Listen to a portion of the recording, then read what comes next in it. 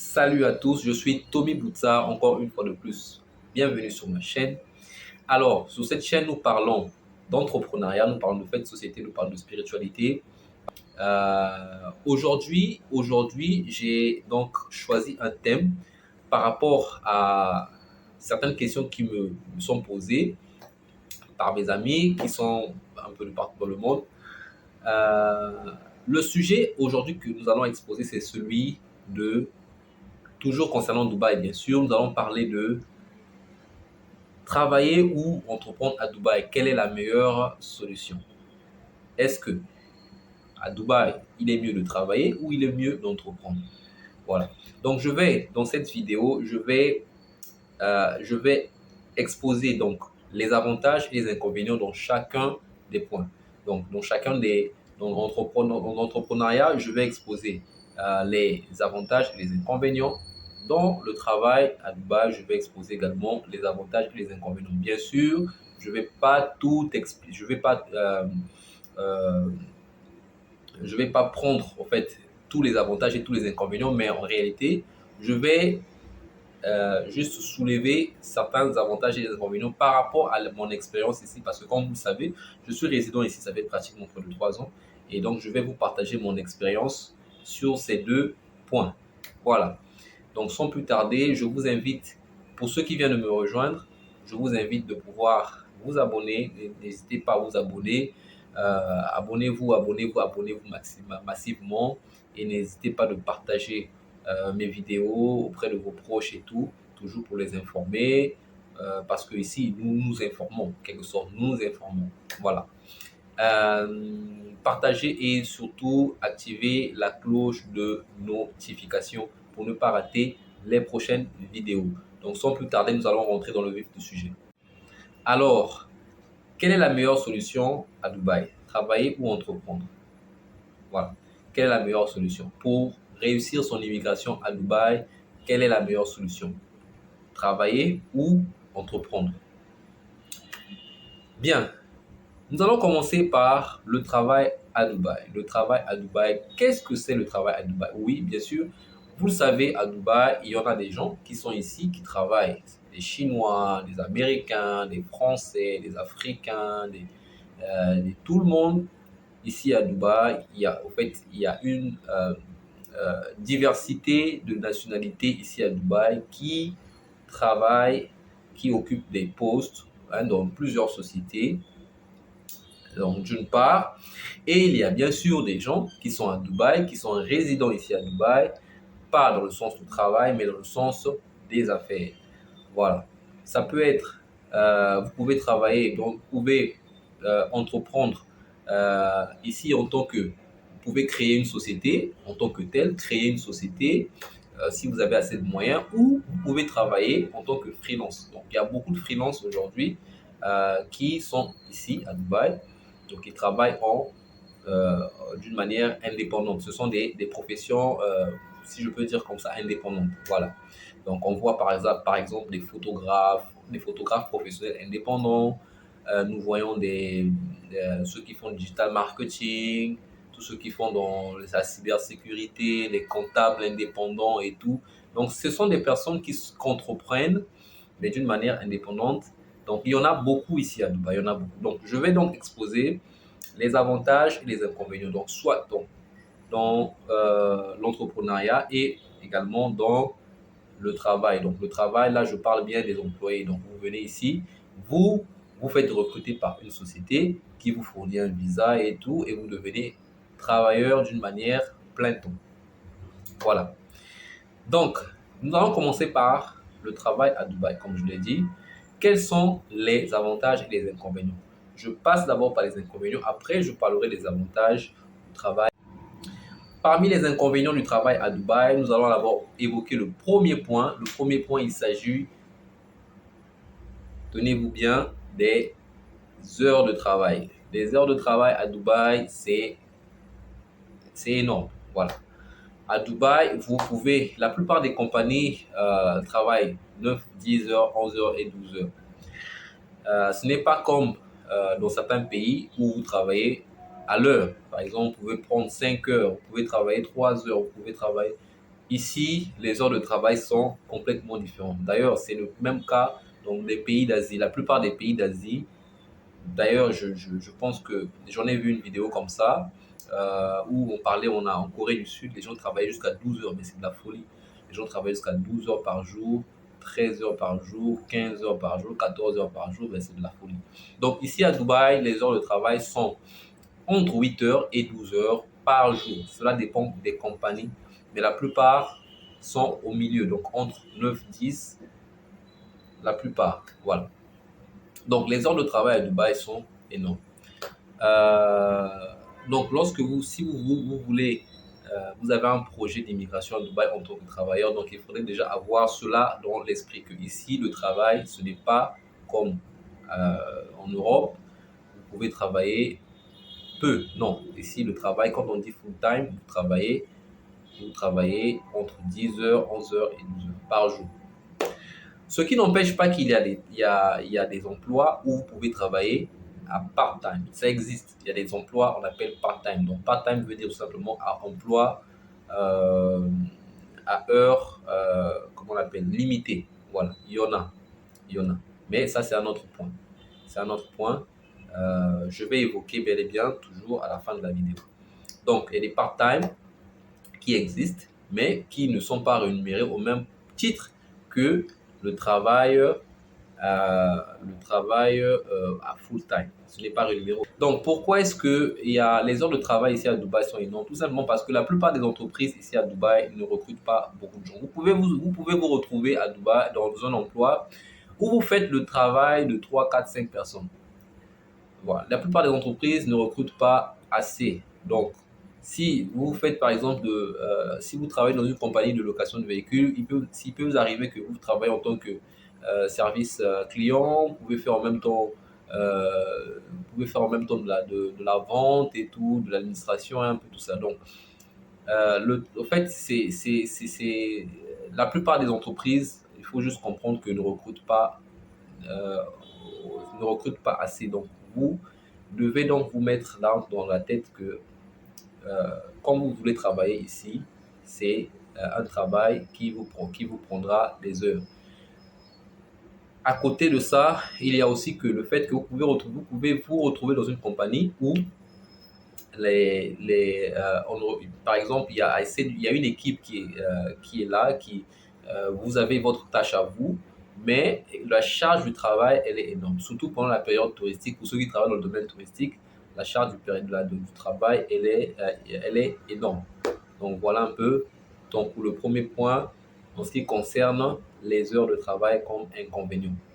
Deuxième inconvénient, le travail ici à Dubaï, deuxième inconvénient, c'est quoi? C'est l'isolation. Oui, c'est l'isolation. Il peut arriver que dans votre projet d'immigration, vous trouvez un travail, mais le travail va vous emmener à Abu Dhabi ou encore va vous emmener, je ne sais pas où, à Dubaï, mais au fin fond de Dubaï. Donc, vous allez vous retrouver isolé. Parce qu'il ne faut pas penser que Dubaï, c'est une petite ville. Dubaï, c'est une très, très grande ville. C'est une très, très grande ville qui se développe, s'étend d'année en année parce qu'il y a toujours des nouveaux projets des nouvelles communautés qui sont construites et tout.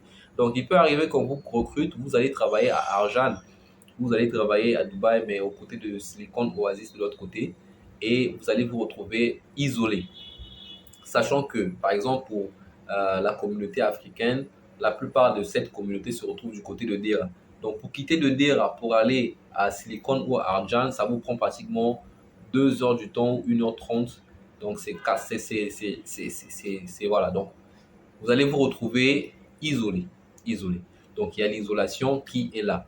Et comme vous savez qu'à Dubaï, il n'y a pas, en fait, la communauté africaine n'est pas assez.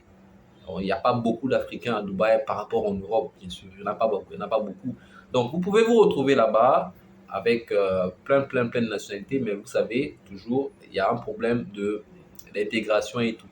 Donc, chacun a, voilà, vous pouvez vous vivre avec des Arabes ou encore vivre avec euh, je sais pas, des Indiens et tout. Et donc, euh, voilà un peu. Voilà. Donc, l'isolation, c'est le deuxième point. Un autre inconvénient dans le travail à Dubaï, c'est les congés. Quand vous travaillez à Dubaï, vous n'avez pratiquement droit qu'à un mois de congé par année et qui vous est donné généralement d'une manière, c'est-à-dire vous le prenez en un temps.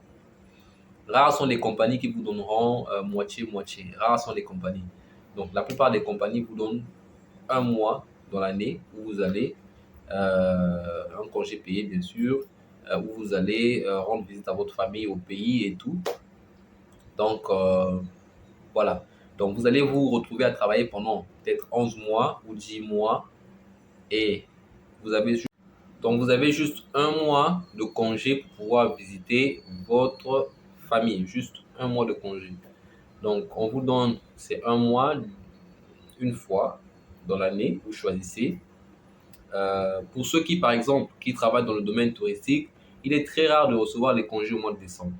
Il est très rare. Décembre, janvier, il est très rare de recevoir des congés parce que c'est la période où il y a beaucoup d'activités, surtout si vous êtes dans une équipe restreinte, il y a beaucoup d'activités, il y a beaucoup de travail. Donc, vous risquez de ne pas passer Noël avec votre famille si, au cas où votre famille se trouve à l'étranger. Donc, voilà un peu le deuxième inconvénient pour le travail à Dubaï. Donc, pardon, le troisième inconvénient. Nous allons partir au quatrième inconvénient. Il s'agit bel et bien de la discrimination salariale. Voilà. Ça, il faut le dire. À Dubaï, il n'y a pas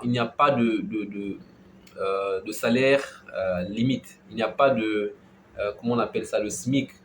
Il n'y a pas de SMIC à Dubaï. Voilà. Il n'y a pas de SMIC. Donc, euh, pour ceux qui, par exemple, vous allez voir dans des compagnies, il n'y a pas d'égalité salariale. En fait, il n'y a pas d'égalité salariale. On paye, euh, c'est-à-dire la loi ne protège pas sur ce point-là. Alors, ne protège pas les travailleurs sur ce point-là. Voilà. Alors, ne protège pas les gens sur ce point-là.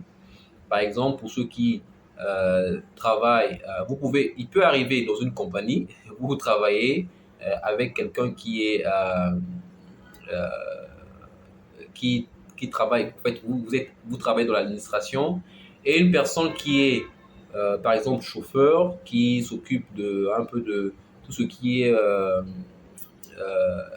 voilà, logistique, je sais pas quoi, il peut arriver que, ben, quand on voit, par exemple, dans notre pays, par exemple, dans mon pays, je viens d'un pays francophone, on sait que ceux qui sont dans l'administration, généralement, touchent un peu plus que ceux qui sont, parce qu'ils ont des diplômes et tout, par rapport à ceux qui n'ont pas trop, qui ne sont pas allés, voilà, par exemple, pour celui qui travaille en tant que chauffeur ne toucherait pas le même salaire que celui qui travaille en tant qu'administrateur de bureau, par exemple.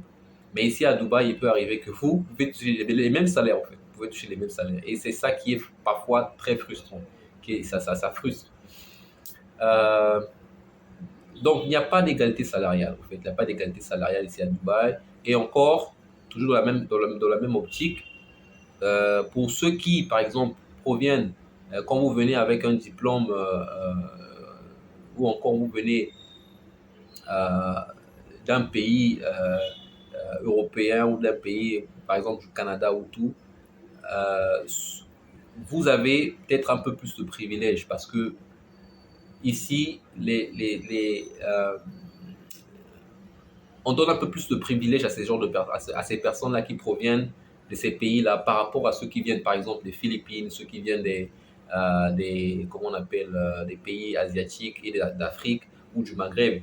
Donc, vous allez vous retrouver, par exemple, à ne pas pouvoir toucher les mêmes salaires. Et encore, il y a encore un point qui est ici, c'est que ceux qui sont ici, la loi protège beaucoup plus les locales.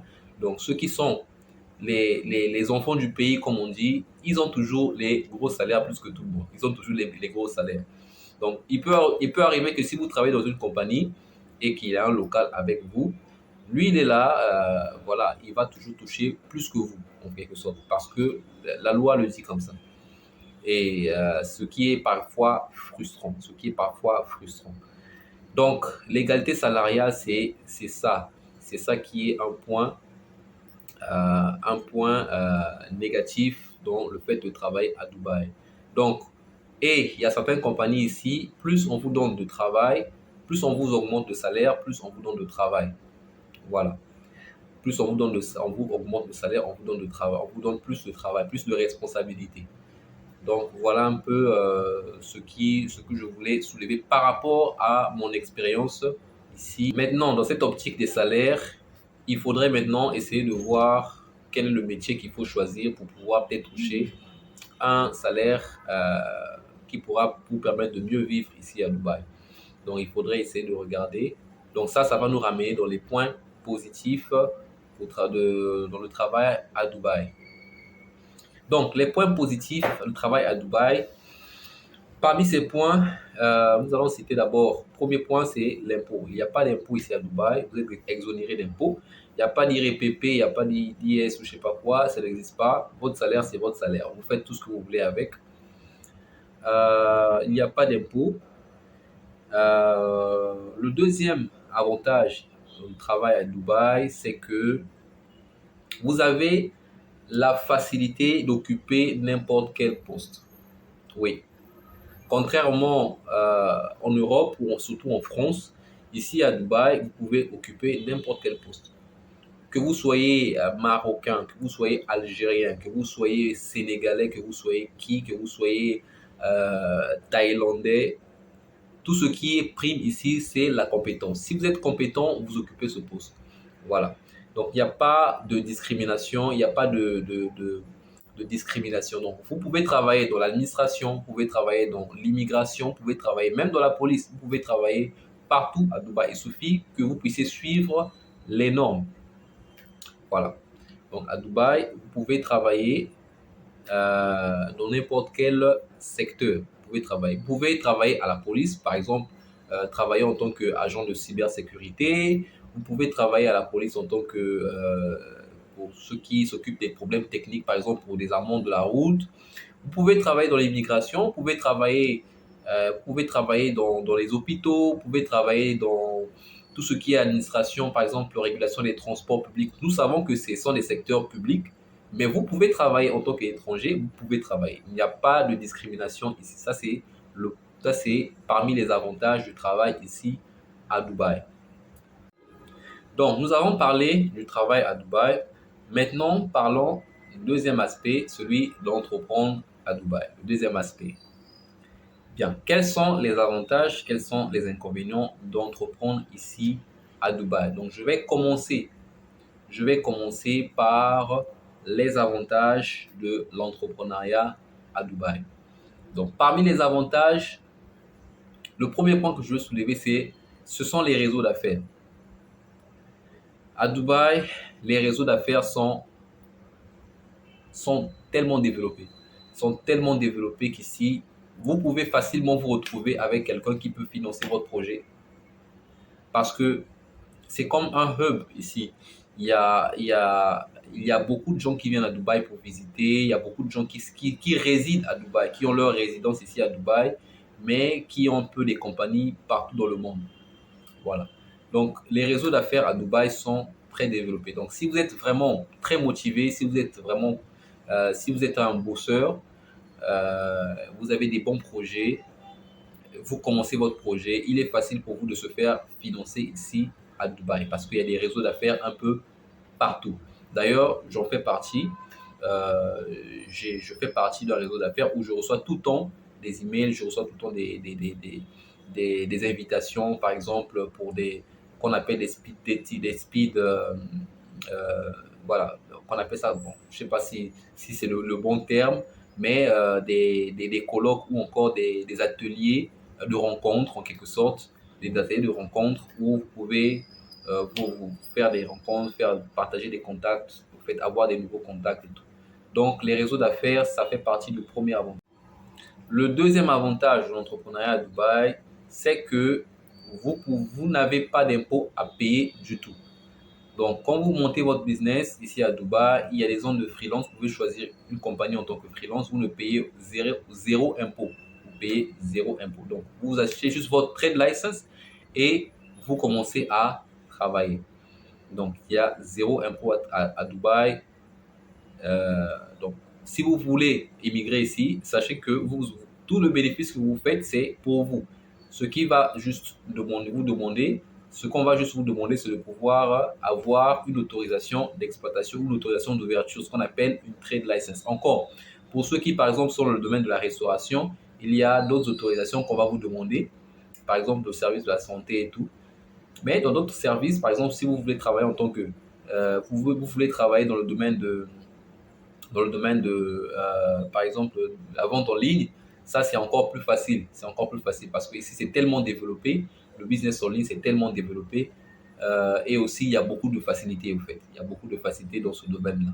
Donc voilà donc deuxième avantage, non le deuxième avantage, pardon, je reviens, le deuxième avantage. Donc le troisième avantage de l'entrepreneuriat à Dubaï ici, c'est la situation démographique.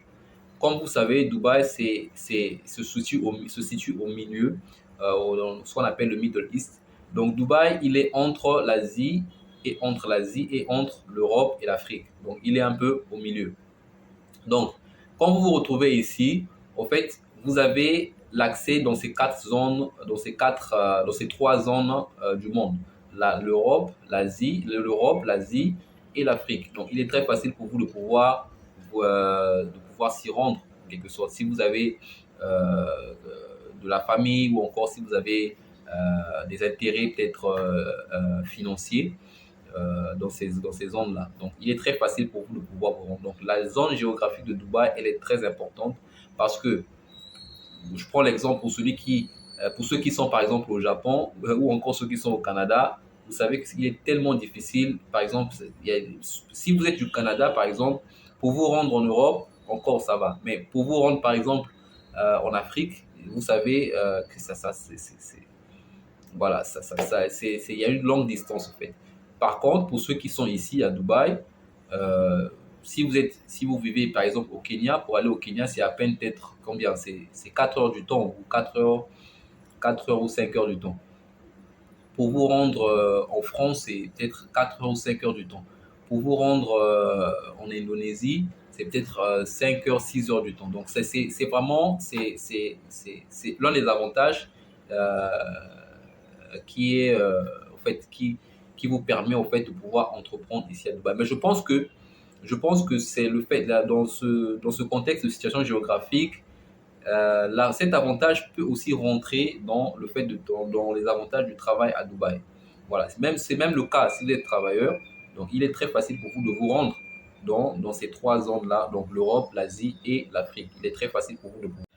Le quatrième avantage d'entreprendre ici à Dubaï, c'est la facilité dans l'ouverture, dans le lancement de votre business. Vous n'allez pas passer par des tracasseries de papiers, de ça. Non. Ici, vous pouvez lancer votre business en peu de temps. Vous pouvez lancer votre business en peu de temps. Donc, le processus, il est tellement simple, il est tellement rapide que, voilà, euh, vous ne perdrez pas votre temps, en fait. Vous ne perdriez pas votre temps. Donc, le processus, il est très facile. Si vous voulez lancer votre business à Dubaï, il suffit juste de pouvoir euh, vous rendre auprès d'un consultant. Voilà.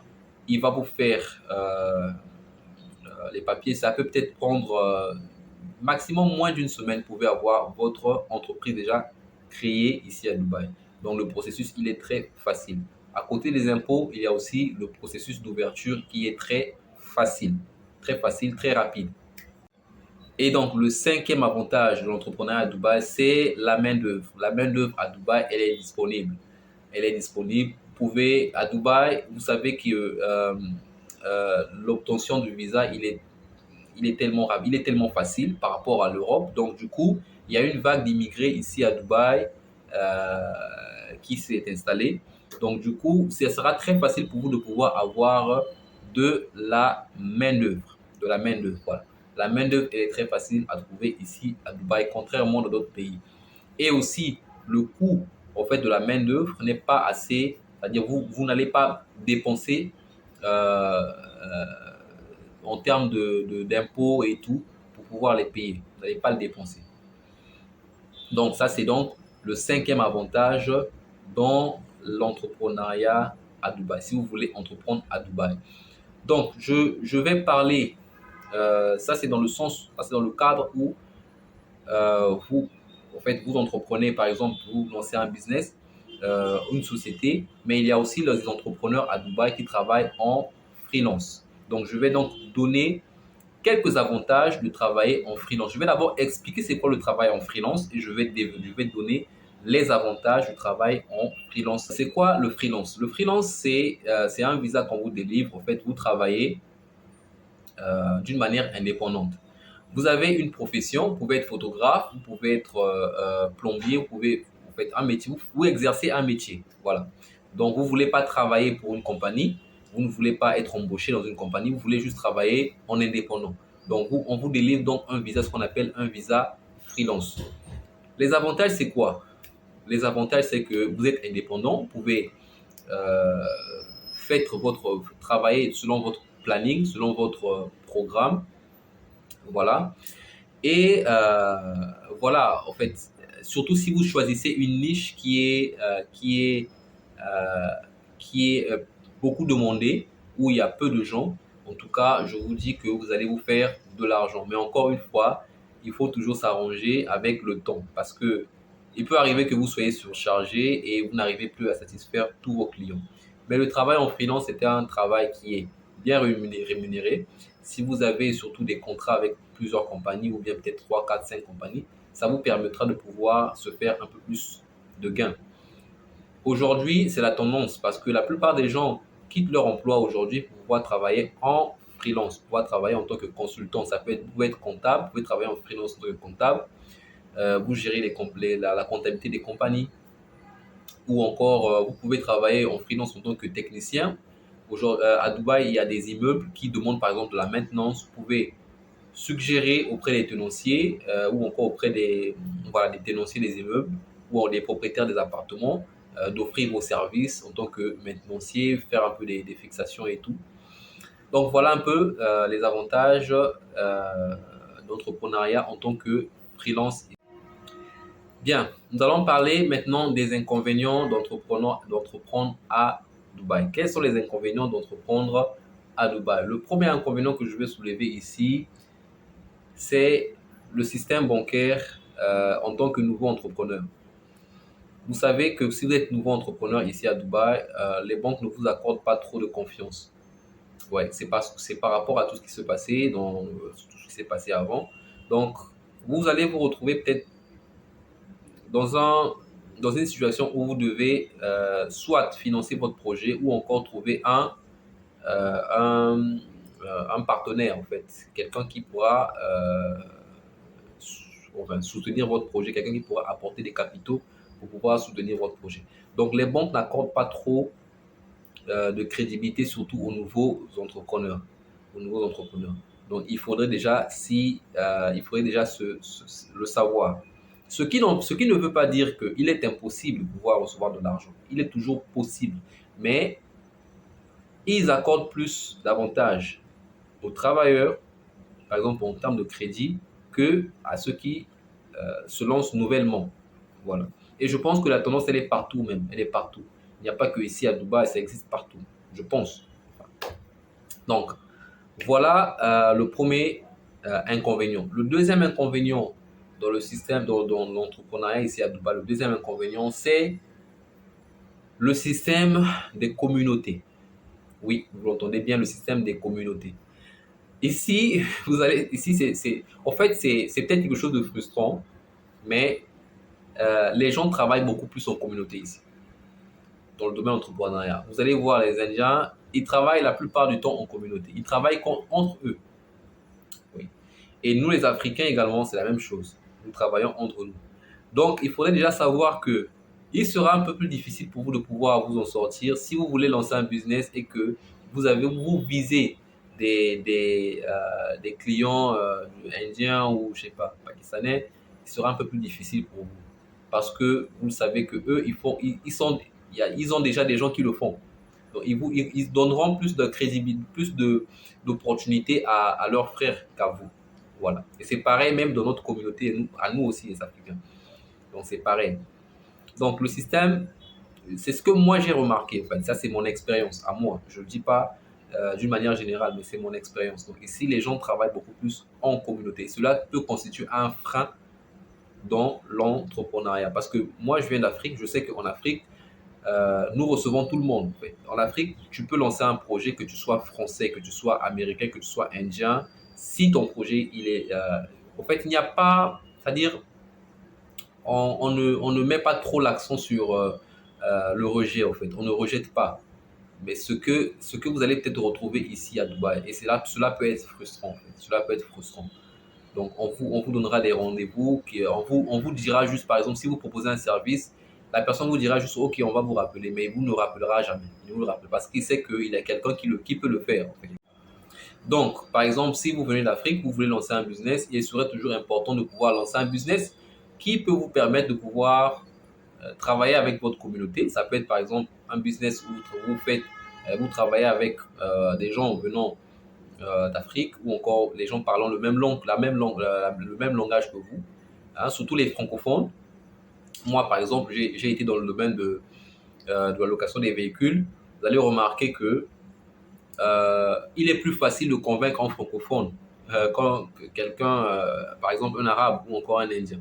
Un indien, se fera convaincre par son frère. Voilà. Donc, si tu veux, par exemple, faire louer un véhicule à un client, s'il parle français, ou si c'est un Français, ou encore c'est un Africain qui parle français, un Maghreb qui parle français, c'est plus facile pour toi, en fait, de pouvoir le vendre. Donc, ça, c'est mon expérience. Donc, du coup, si vous voulez lancer un business, faudrait tenir compte de ça. Le système de communauté ici à Dubaï, il est très, très fort. Il est très, très fort ici à Dubaï. Donc, ça, c'est parmi les inconvénients du travail ici à Dubaï que j'ai noté. Par exemple, les inconvénients de l'entrepreneuriat à Dubaï que j'ai noté. Le troisième inconvénient dans l'entrepreneuriat à Dubaï, sont les saisons. Vous savez qu'à Dubaï, dans les 12 mois, vous avez 2 mois de saison de transition où il fait pas trop chaud. Il fait un peu chaud, mais pas trop chaud. Vous avez 2 mois et vous avez, je crois, 6 mois, 6 mois de période qu'on appelle le winter. C'est un peu comme l'hiver, mais c'est pas vraiment l'hiver, il fait un peu froid. Et vous avez donc 4 mois pratiquement de soleil. Vous avez 4 mois de soleil. Et là, il fait très chaud. Il fait très, très, très chaud. Il fait très chaud. Quand je dis il fait chaud, il fait très chaud. Donc, ça va dans les 45 jusqu'à même 50 degrés par jour. Et voilà, cela peut voilà, avoir un impact également pour vous. Si vous êtes nouveau, vous voulez entreprendre ici, cela peut constituer aussi un frein. Donc les saisons ici sont l'été ici il est très chaud, il fait très chaud ici à Dubaï, il fait très chaud. Donc voilà. Moi j'en ai vu des gens, des entrepreneurs par exemple pendant l'été, surtout ceux qui travaillent donc ceux qui travaillent dans le domaine touristique, parce que pendant l'été il n'y a pas trop de touristes, il n'y a pas des touristes, pas beaucoup de touristes, il y a des touristes mais pas trop. Donc pour ceux qui travaillent dans le domaine touristique, par exemple, ceux qui font la location des véhicules, j'en ai vu des gens pendant la période d'été et ils se déplacent en fait. Ils laissent leur business et ils vont à l'extérieur. C'est pareil même pour ceux qui font dans le domaine du divertissement. Généralement, il n'y a pas d'activité, il n'y a pas trop de rentabilité pendant cette période-là. Donc voilà l'une des inconvénients en fait de l'entrepreneuriat, donc qui est lié à aux saisons en fait de Dubaï. Rappelons que pendant la saison, pendant l'été, les activités qui marchent beaucoup plus, ce sont les activités liées, par exemple, au e-commerce, la livraison et tout, parce que les gens ne veulent pas sortir. Donc, si vous venez entreprendre, par exemple, dans ce domaine-là, pourquoi pas? Cela peut être bien. Peut être intéressant parce qu'eux, ils ne subissent pas trop de coûts dans ce domaine-là. Surtout le domaine de la restauration. Euh, Pendant l'été, ils n'ont pas trop de problèmes parce que tous les jours, les gens mangent et les gens aiment bien se faire livrer et tout ça là. Donc, si vous voulez entreprendre dans ce domaine, oui, pourquoi pas. Mais si c'est le domaine touristique, en tout cas, je vous dis déjà que la saison d'été, elle n'est pas une saison favorable. Elle n'est pas une saison favorable. Donc, un autre inconvénient, c'est celui donc de certains secteurs ici à Dubaï qui sont très saturés. Si vous voulez si vous voulez lancer un business à Dubaï, il est toujours bien de pouvoir faire une bonne étude de marché et d'apporter une valeur ajoutée dans ce que vous voulez faire. Il est très important. Apportez toujours une valeur ajoutée. Ne faites pas comme tout le monde le fait parce que, comme je l'ai encore dit, je le rappelle encore dans le système de la communauté, si vous allez démarcher par exemple des clients qui sont d'une communauté, certaines communautés, euh, si ils ont des gens qui le font, ils ne vous donneront pas ces marchés-là. Donc, il faudrait faire quelque chose avec une valeur ajoutée. Ça peut être sur le prix, ça peut être sur la qualité du service et tout. Voilà. Et encore, par exemple, pour ceux qui font dans le domaine de la restauration, ici à Dubaï, c'est un domaine qui est très saturé, Le domaine de la restauration, il est très saturé. Vous pouvez vous retrouver dans un coin de rue avec 10, 15 restaurants. Voilà. Ce qui ne veut pas dire que ça ne marche pas. Ça marche, mais il faut toujours penser à la valeur ajoutée. Bien, nous avons donc fait le tour. Euh, Maintenant, je vais tirer ma conclusion. Quelle, quelle serait la meilleure solution si vous voulez si vous voulez résider ou quand vous voulez réussir votre immigration ici à Dubaï? Quelle sera la meilleure solution? À mon humble avis, Euh, la meilleure solution pour réussir son immigration à Dubaï, c'est d'entreprendre. Il est toujours bien de pouvoir entreprendre. Mais pour entreprendre, il vous faut toujours comprendre le terrain. Il faut comprendre ce qui marche. Il faut prendre un peu plus de temps pour pouvoir comprendre comment ça fonctionne. Voilà pourquoi, si vous venez ici, prenez votre temps de pouvoir tisser des réseaux, avoir des réseaux et tout. Cela pourra vous permettre de pouvoir mieux comprendre le terrain, mieux comprendre comment ça se passe. Donc l'entrepreneuriat, c'est la meilleure solution ici à Dubaï. C'est la meilleure solution. Parce que euh, vous avez déjà un pays qui a un nombre de touristes, par exemple, un nombre de touristes qui est très élevé dans ce secteur du Moyen-Orient. C'est la première destination. Je veux dire comme ça, c'est la première destination. Donc, si vous vous lancez dans une niche qui est vraiment porteur, je vous assure que vous allez vous faire beaucoup d'argent. Vous allez faire beaucoup d'argent. Et ici, le pouvoir d'achat, il ne faut même pas s'inquiéter pour l'argent. Les gens ont de l'argent pour dépenser. Ils ont de l'argent. Si vous offrez de la bonne qualité, un bon service, les gens n'hésiteront pas de pouvoir acheter vos services ou vos produits.